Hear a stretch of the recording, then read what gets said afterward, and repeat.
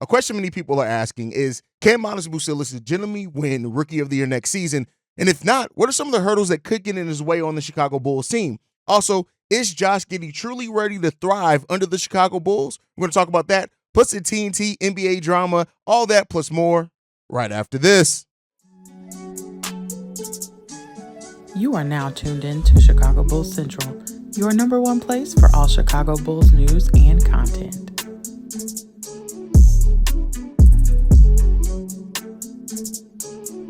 What's going on, Bulls fans? Welcome to another episode of Chicago Bulls Central, your number one spot for everything Chicago Bulls related. I'm the host, Haize, but more importantly, you guys can follow the channel at Bulls Central Pod on every social media platform we happen to be on. With that being said, let's go ahead and get into this content today, y'all. And so I want to start this off by talking about Matas Buzelis and his legitimate chances to win Rookie of the Year. Now, Bleacher Report put a list together of the top 10 candidates to win Rookie of the Year. He was number 5 on that list. And I initially wanted to kind of combat that, considering how much potential he does have. But we know not all that potential is going to be realized in his rookie year. And when it comes down to it, it's also the role. Matas Buzelis is not going to come in and be a starter right away, not as long as Zach LaVine is on this roster. And despite some of you continuing to hit your head against the same wall, no, he is not going to start at power forward over Patrick Williams. He may eventually be a power forward. And it may, if both players work out long term, either if Julian and Matas, or Julian and Pat, or all three of them work out, you could have very interchangeable forwards there. But Matas Buzelis is probably going to start at the 3. He may even get some shooting guard minutes, despite how that could free up, depending on how Billy Donovan plays them. And that's the two things that could be against the chances of Matas Buzelis winning Rookie of the Year legitimately next season. It's the role. Will he play enough minutes? Will he even have a prioritized enough role in the offense to do it? And is he even ready for that, right? And then on top of that, is Billy Donovan going to play? How much? That's an episode title we had a couple of days ago. Like, what is Matas Buzelis' role going to be here with that Chicago Bulls team? And those are things that we don't know either. Now, legitimately looking at his game, this could be looked at as a plus or negative depending on how you view it. Right now, Buzelis isn't a master of any one specific skill. Now, that could actually make him kind of a more interchangeable Swiss Army knife for the Chicago Bulls coming off the bench, because offensively, he does a little bit of everything. The three-point shooting, of course, that's the thing that he's lacking the most at, but ball handling, rebounding, get out in transition, finishing at the rim, being able to take some players off the dribble, understanding mismatches, and his ability to move off the ball. These are all things that he can do really good. We're going to get a lot of quick baskets with Matas Buzelis on the court for the Chicago Bulls if, again, he's given that role. So that's something. And then once Buzelis gets in a rhythm, we know that he can put up points, right? And the key thing that I'm looking at that could give Buzelis, well, the two things that could give Buzelis a better chance of winning Rookie of the Year, that's if Zach LaVine is moved earlier in the season, and how much does Buzelis play well with Josh Giddey. A player like Buzelis and Giddey getting out in transition, Giddey is going to love Buzelis as a player.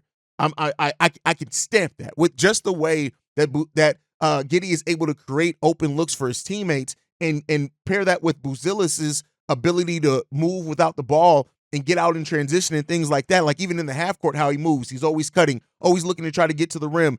Giddey is going to love having a target like Buzelis there, and so that synergy between the point guard, I'll say Giddey and Io or Kobe, whoever's running point guard in the specific lineups, and Buzelis, and how they can identify and get Buzelis the ball, that's going to be something that works really good in his favor as well. So I don't know, and I'm not going to say if Zach LaVine wasn't here and Buzelis was starting, I probably would have a stronger feeling on his ability to potentially be a Rookie of the Year. He'll be in the conversation. I think he's going to have that role. I know a lot of Bulls fans think that Buzelis isn't going to play a lot. I think Billy Donovan's going to have to play him. And even outside of that, I think he's going to want to play Buzelis as an energy guy. What he does, it's infectious. I think it may start off slow. He may be given a little 5-minute spurts, 5 to 8 minute spurts here and there. And then how he performs in those may be a big thing. But if this team is truly trying to be a team that gets out in transition more often, Josh Giddey, Matas Buzelis, Ayo Dosunmu, and Julian Phillips are basically the best players that can get out in transition on this team already. And so if we do play a faster style, I could see Buzelis really thriving in that and then earning a bigger and bigger role as time goes on. So I wouldn't count Buzelis out as being able to be in that Rookie of the Year conversation. I'm not saying that I'd bet my money on him winning Rookie of the Year either, just because we don't know. And Rookie of the Year isn't always based off if your team is winning or not either, right? Because a lot of these rookies are going to bad teams. It's more about how he performs, how he locks in, how he's able to maximize on his strengths. And like I said in the draft process when it came to Buzelis, how effective is he going to be while he's still working on that shot and getting that shot to be a more consistent part of his offensive game? If the other things are really, really good, he can still be really effective. And that's the thing. And God forbid if he does start hitting threes more towards the end of the season, that could really change a lot for Buzelis as well. So that's my thought process. I want to hear from you guys, though, on how you think Buzelis would fare in Rookie of the Year voting next year. Let me know what you guys think on that down below. But a player that I just mentioned a lot when it came down to Buzelis was Josh Giddey. I think that the synergy and things like that between Josh Giddey and Buzelis could be really good if they do share the court a lot. But it made me start thinking of why Josh Giddey could work so well here in Chicago, right? You look at the things that did not work, and this comes from some conversations that also happened in the comment section of YouTube, but you look at why it didn't work in OKC. It's because his role was diminished, and the things that he did extremely well, the things that Josh Giddey excelled at, they had an MVP caliber player in Shai Gilgeous-Alexander who excelled at those same things. Oh, and by the way, was a bigger offensive threat, right? So that's a big part of that. When Giddey was able and to do most of the ball handling and things, we saw it. He averaged almost a triple-double. Josh Giddey has already broken records as a young player in the NBA. At 21 years old, his upside is tremendous. And so when you look at this Bulls roster, I think that this is a roster where it can put him in a position where he can be more successful. I'm actually going to compare it to this. When Lauri Markkanen, a former Bull, went from Chicago to the Cleveland Cavaliers, it didn't really look too good. But when he got to the Utah Jazz, a team that was rebuilding, right? And him also coming off a run with the Finnish national team, he came into that Utah Jazz team a much better mindset and a completely different role. He was ready to attack that role. I think that we could see a similar transition for Josh Giddey to the Chicago Bulls. He's stepping into a role where his playmaking, the thing that he does the best, is going to be something that we absolutely need. He's killing it with his national team as well. And so when you look at it, Josh Giddey and Kobe White as a backcourt, because I do think that's going to be the starting backcourt. 6'8" and 6'5" guards. That is positional size, especially in the modern NBA where we're seeing some smaller guards. But, with that said, like, that's a time. And they're both solid reboundings on top of that. You're putting Josh Giddey and Kobe White, and even though Kobe as well had a lot of the ball handling duties last year, he still had to play off the ball quite a bit with playing with DeMar DeRozan and also with Ayo Dosunmu.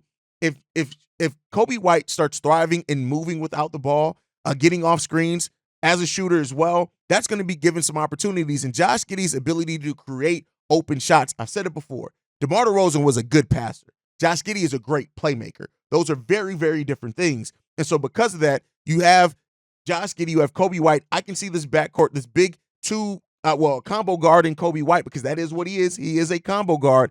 If that relationship really does work out as far as on the court, I can see Josh Giddey thriving here. And then you look at it, you have two good big forwards in there as well with Patrick Williams and his size. Yes, Patrick Williams is power forward size, and Matas Buzelis, and how they can thrive off having a point guard that isn't necessarily looking to get his shots, even though he can score in the mid-range and near the rim, but he's more so trying to make plays for other people. I've said it before. Patrick Williams' passive nature, I just don't see him being able to stick with that with a point guard like Josh Giddey, because Giddey's going to get you the ball. What are you going to do? Pass out of it again? Because they're going to get it right back to you.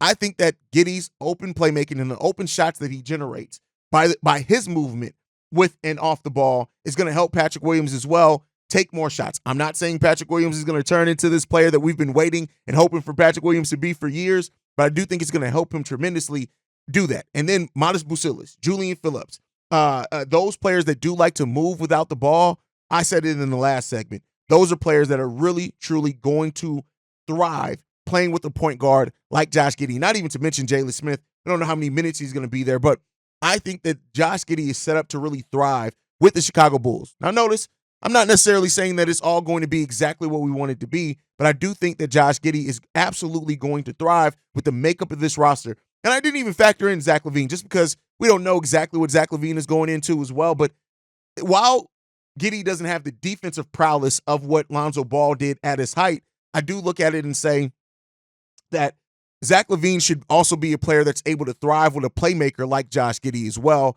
as long as he is here. So I think that Josh is set to really, really do well. And I think that when you look at how he's playing over in with his national team in the Olympic games, it's going to be really like Josh Giddey is going to come in with a level of confidence, a level of probably in shape, and his basketball mind's already going to be tuned because he isn't going to really have a true offseason like a lot of other players are. I think if Josh Giddey is set up, and the Bulls better hope they do because they got to figure out if they're going to sign him to an extension or not at the end of this year. But I think Josh Giddey is set to thrive with the Chicago Bulls. But let me know what you guys think on those two things.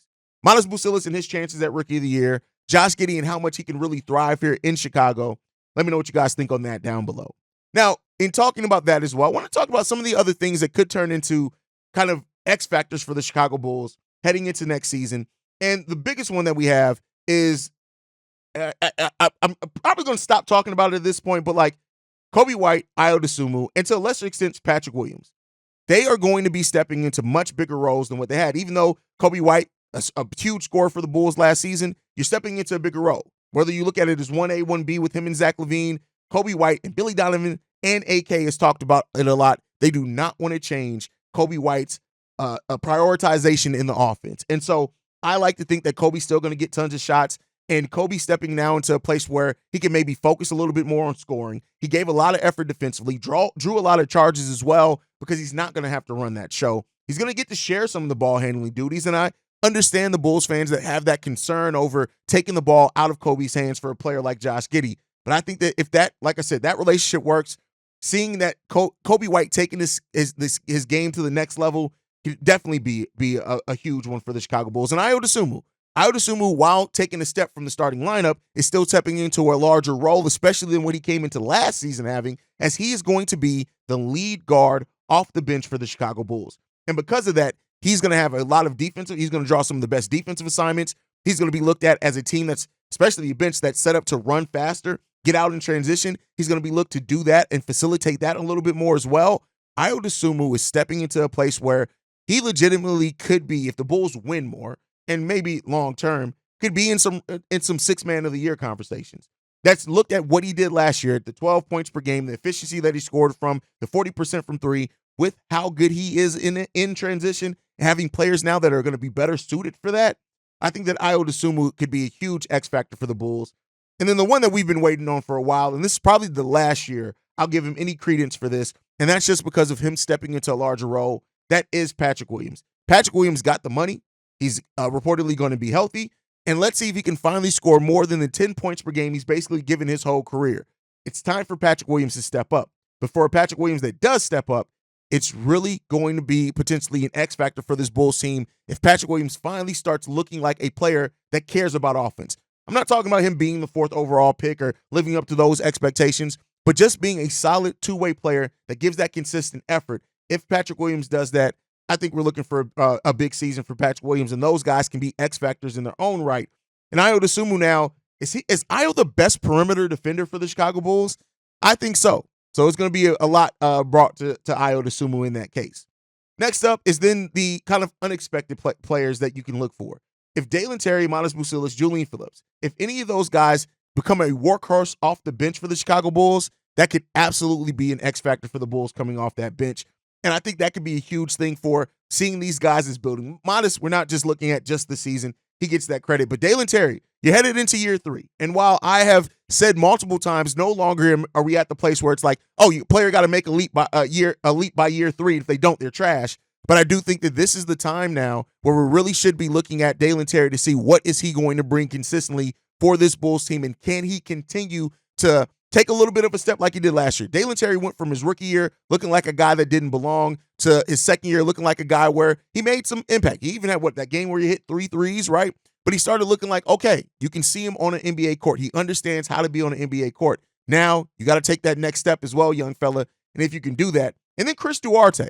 As much as I don't believe Chris Duarte is going to be a big part for the Chicago Bulls, if he does end up having, somebody mentioned a Thabo Sefolosha type role for this team, even that if that is in spot minutes, some specific lineups that we use him in, Chris Duarte could as well be an X factor for the Bulls.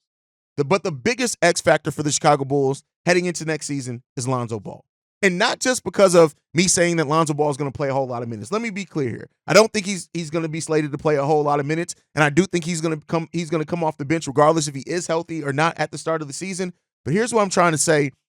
Lonzo Ball could be X factor because of this. If Lonzo does prove to be healthy, and if he still does bring some solid defense, and he can still stretch the ball a little bit, make no mistake about it, Lonzo Ball will be traded by the trade deadline. And I think that a Lonzo Ball that is healthy, that a team could look at and say, we can add Lonzo Ball at the trade deadline, much like I said with Vooch, with his contract only being $20 million, do not overlook the chance that if Lonzo is healthy and looks solid, I'm not saying that he got to look like the Zoe before he went down, but if Lonzo, he can help the Bulls win games if he does look solid as well.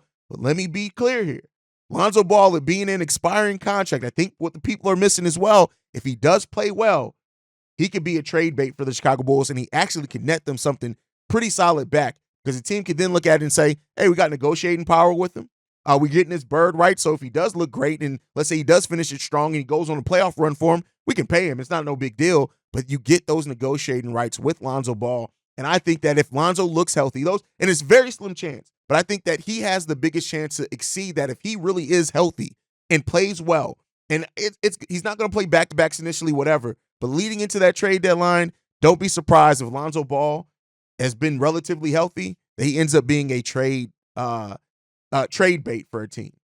Let me know what you guys think on all that, as always, down below. Now, before we go, no, this is Chicago Bulls show, but I do want to talk a little bit about this because it is such a big story. It was so weird, right? I was going to talk about it yesterday when TNT matched the deal that the NBA got from Amazon, which was a huge deal. Reportedly, this is a deal that's going to net the league $77 billion over the span of the 11-year contract, with games featured on ESPN, NBA TV, Amazon, Discovery, all in the mix there when it comes down to it, right? They're going to be NBA on NBC's coming back, right? But this left out TNT. And inside the NBA, a show that I know most basketball fans love and enjoy to watch these guys talk about basketball. The fact is, the Bulls deciding to go with Warner Brothers, Discovery, and Amazon over that. It just leaves, deciding to go with Amazon's deal instead of Warner Brothers. It just leaves it in the case that that now the TNT is threatening to sue the NBA. Apparently that they had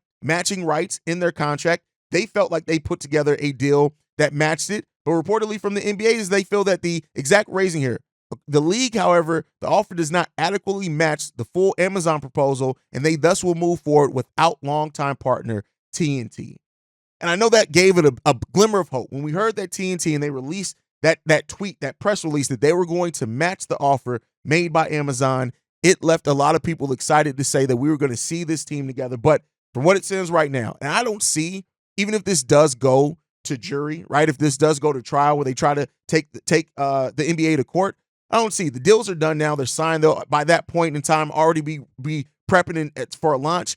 I don't see the courts overturning and say, no, you have to air your games on TNT. Now, it may end in a settlement to where TNT is getting paid a little bit for lost funds if the court finds that their offer was adequate. But this is the final nail in the coffin for TNT. It's not going to happen. And again, I will come to you guys and say it if I'm wrong, if the court does overturn it and say you have to air on TNT, but that doesn't look like it's something that's likely. And the NBA went with the deal that was going to net them $77 billion, and I can't remember, was it $2 billion for the WNBA as well, $50 million over a year. They got that deal, and unfortunately, that means that it's now left TNT on the outside looking in, and they no longer will be having NBA games. And a big part of this too is TNT's fault. TNT, if you guys remember, a few years ago, actually came out and basically said that the NBA isn't even the most important thing in their sports lineup, right? And I think that the NBA paid attention to that. And when you have an exec that says something like that, the NBA, okay, if we're not the biggest part of your sports package and your sports deal, all right, let's see how you thrive without us. And I get it. TNT airs a lot of Law and Order reruns. They air tennis. They do a lot of other things. And Ernie's going to be working, right? But I think overall, like, what they did is they undervalued how much the NBA meant to their portfolio. And the NBA, once they heard that, they went out and found a deal. And while the league is growing exponentially, while it was also negotiated with the WNBA that's also growing exponentially, and you have all these international stars come in, and I, for one, do miss NBA on NBC. If you guys watch NBA Central, I've actually sampled that song for the intro song there. At the end of the day, The NBA went with a deal that spreads more networks, that gets them more coverage, that is apparently going to air more games as well because they do have more networks. You get ESPN, you get NBC, you're getting Amazon on that, and the streaming part of this is a big deal on that, as well as more and more people are unplugging. Being available on streaming is going to be huge for the NBA outside of just NBA TV. So that's where it left off. But I think that this was something worth talking about because it is a major swing in how we've watched basketball. The games are still going to be available, but inside the NBA has become like a household staple in a lot of ways. And now that's gone. Let me know what you guys think on all that down below. Make sure you guys are following the show at Bull Central Pod. You can send us any feedback, questions, comments, concerns, bullcentralpod@gmail.com. And lastly, if you want to leave a text message and or voicemail for the mailbag, the number to do so, 773-270-2799. We're the number one spot for everything Chicago Bulls related. That's thanks to you guys. And like I like to end every episode on, go Bulls. Love you guys. See red if you can, y'all. Peace. This has been a presentation of the Break Media.